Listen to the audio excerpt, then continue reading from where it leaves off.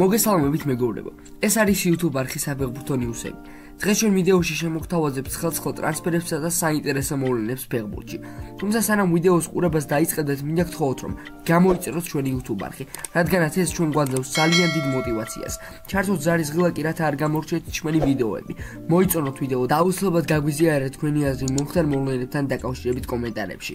ახლა კი დავიწყოთ.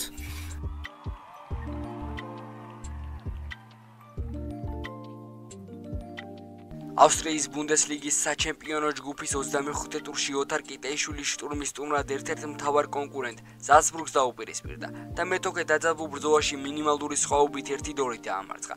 გამორჩეული მატჩი ჰქონდა ქართველ ნახევარმცველს, რომელიც რთულ დროს თავის გუნდს ნამდვილ მხსნელად მოევლინა და გრაციელთა გამარჯვებაში ფაქტობრივად ლომის წილი დადო. ოთარ კიტეიშვილმა მეთოქის კარში დუბლი შეასრულა და თავის გუნდს მნიშვნელოვანი სამექულის მოპოვებაში დაეხმარა.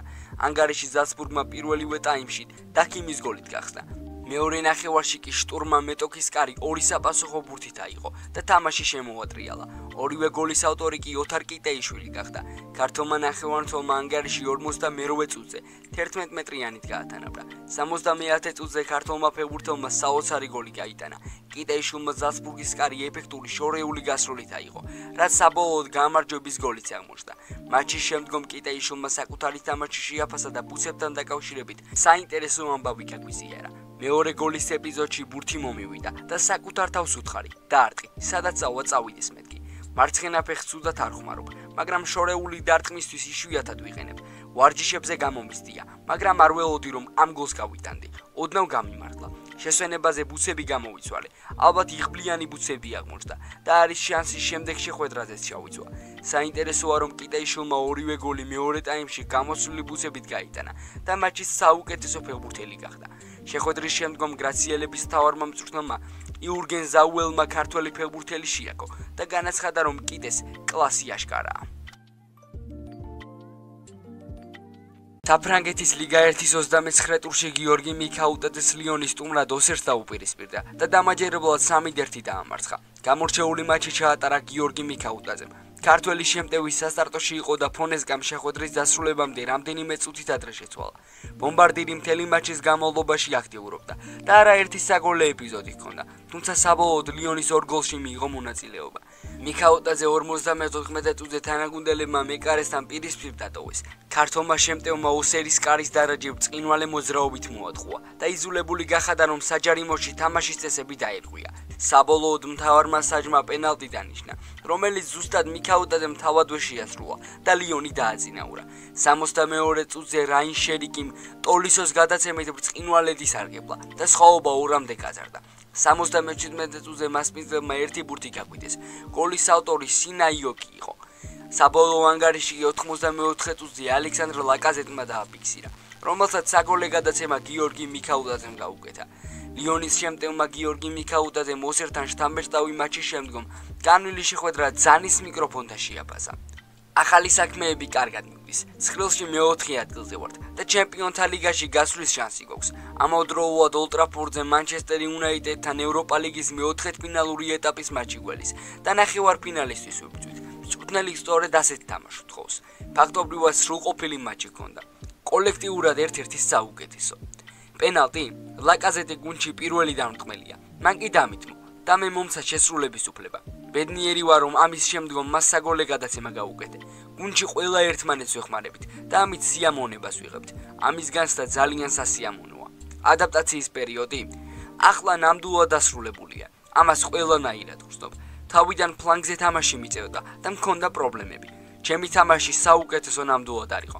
ახლა კი უფრო და უფრო უკეთესი ვხდები და თავსაც უფრო უკეთ ვხსნობ. ჟორჟის თამაშს ფრანგული გამოცემა ფუტომერკადო აქტიურად გამოეხმაურა და ქართველის მიმართ საქებარი სიტყვების არ დაიშურა. თავდასხმაში ალექსანდრ ლაკაზეტის პარტნიორი გიორგი მიქაუტაძე ბევრად ენერგიული და აქტიური იყო, ვიდრე ფრანგი ფორვარდი. ტექნიკური მიქაუტაძე თანაგუნდელებს სასიცოცხლოდ მნიშვნელოვან დახმარებას უწევდა და ლიონის ერთადერთი თავდასხმელი იყო, რომელსაც სიღრმეში შერბენა და მეტოქე გუნდის დაცვისი ხაზის პრობლემების შექმნა შეეძლო. სწორედ მისმა ასეთმა მოქმედებამ მისცა ლიონს დაწინაურების საშუალება. კორენტინ ტოლისოს პასის შემდგომ მეცის ყოფილმა ფეხბურთელმა ოსერის მეკარეს აჯობა და პენალტი მოიპოვა, რომელიც თავადვე გაიტანა.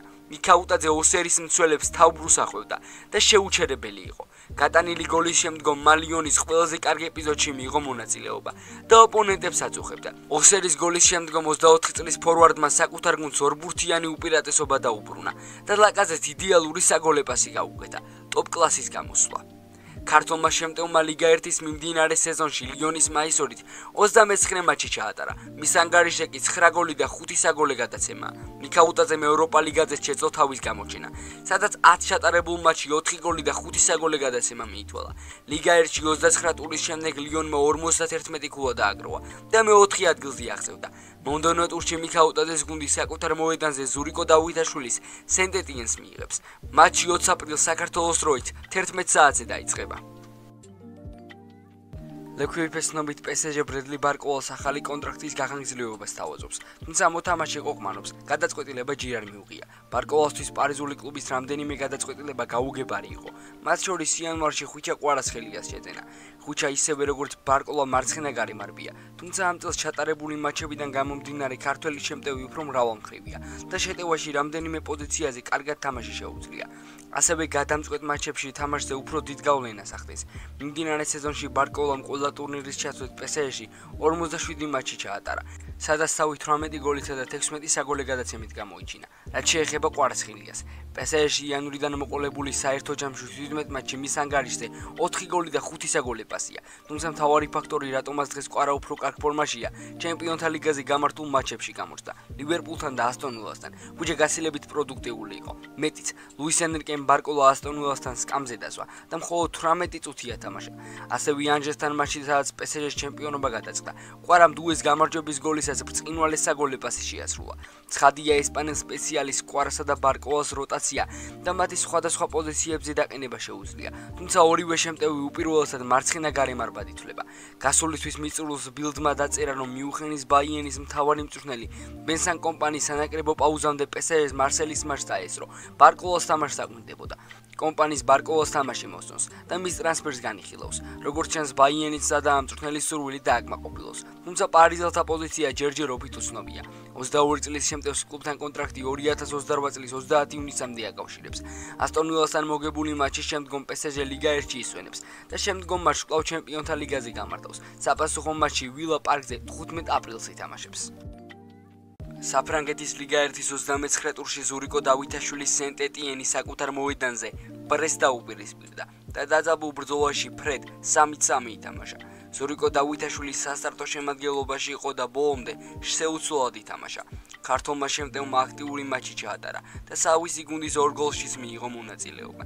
საგულისხმოა, რომ დღევანდელ შეხვედრაში ბრესტი 3-ჯერ იგებდა და სენტ-ეტიენმა 3-ჯერვე მოახერხა ანგარიშის გათანაბრება. 6 გოლიდან 5 კი პირველ ნახევარში გავიდა.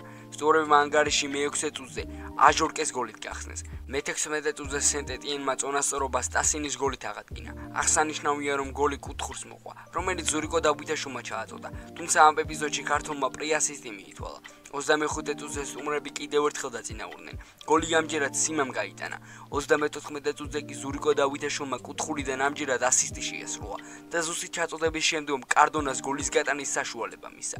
აქვე უნდა აღვნიშნოთ, რომ შეხვედრის მიწურულს მსაჯის მიერ დამატებულ მე-5 წუთზე ზურიკო დავითაშვილს გამარჯვების გოლის გატანა შეეძლო, მაგრამ სამწუხაროდ მისი თაური ხარიხარს მოხვდა. მატჩის შემდგომ ქართულმა ფეხბურთელმა განველი შეხვედრა შეაფასა და გუნდის თამაშზე ისაუბრა. ყველა გოლზე ჩვენი გუნდის მხრიდან კარგი რეაქცია ვაჩვენეთ. 3 გოლი გავუშვით და ამ დროს თამაში დაბრუნება რთულია, მაგრამ ყველამ დავინახეთ, რომ გოლების გატანა შეგვიძლია. როდესაც ამდენ გოლს უჩვევ, გამარჯვებაც უფრო რთულდება, მაგრამ ფეხბურთში ასეც ხდება. დაცვაში უფრო უკეთ უნდა ვიმუშაოთ. ეს ეხება არა მხოლოდ მცველებს, არამედ შემტევებსაც, რადგან პირველ რიგში თავი უნდა დავიცვათ და შემდეგ შევუტიოთ. რა თქმა უნდა, ეს დამაიმედებელი მატჩი იყო. პირველი ტაიმის შემდგომ შეტევითი სტილი შევცვალეთ და უფრო ეფექტურად ვუტევდით. ვფიქრობ, კარგი მეორე ნახევარი ჩავატარეთ. მეტოქე წნეხის ქვეშ მოვაქციეთ და ბევრი მომენტი შევქმნით. ცოტათი არ გაგვიმართლა. ჩემი თაური ცოტა დაბლა რომ ყოფილიყო, გოლი იქნებოდა. მაგრამ იმედი მაქვს თამაშს ასე გავაგრძელებთ. ზურიკო დავითაშვილმა მიმდინარე სეზონში ლიგა 1-ის სენტ-ეტიენის მაისურის 28 მატჩი ჩაატარა და 7 გოლი და 7 საგოლე პასი მიითვალა. 29 ტურის შემდგომ მისი გუნდი ლიგა 1-ის სატურნიროს ხილში 24 ქულით ბოლოს წინა მე-17 ადგილზე იმყოფება და ამ მოცულობით ლიგა 2-ში ვარდება. სენტ-ეტიენი მომდევნო შეხვედრას 20 აპრილს სტუმრად გიორგი მიქაუტაძის ლიონის წინააღმდეგ გამართავს. მეგობრებო, დღეისათვის სულოს იყო. თუ მოგეწონათ ვიდეო, აუცილებლად გამოიწერეთ ჩვენი არხი და ლაიქეთ ვიდეო. ასევე არ დაგავიწყეთ გამოიჭროთ ჩვენი Instagram და TikTok გვერდები. ჩვენ კი შევხვდებით შემდეგ ვიდეოში.